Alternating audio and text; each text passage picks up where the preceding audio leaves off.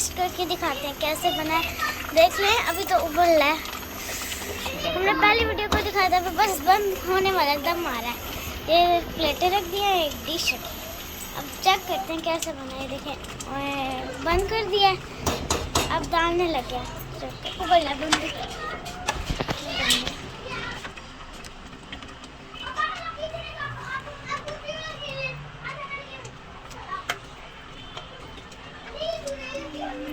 हमने डाल दिया था, ये अंदर लेके जाते हैं।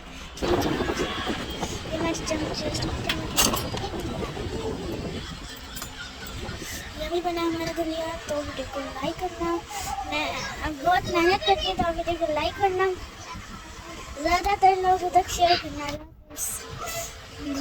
हे गाइस, इन्हें लाजम आपको दिखाएंगे दलिया की रेसिपी मेरी मम्मा बना रही है। तो दिखाते हैं। इसके अंदर ये बन रहा है हमारा दलिया।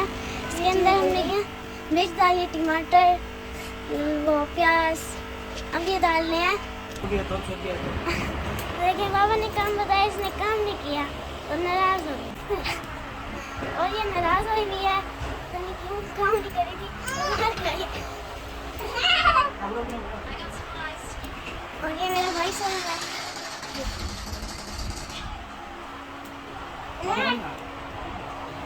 बाबा ने इसको बात किया, काम बताया। हे गाइस, इन्हें लाजम आपको दिखाएंगे दलिया की रेसिपी मेरी मम्मा बना रही है। तो बोलो हम खा रहे हैं।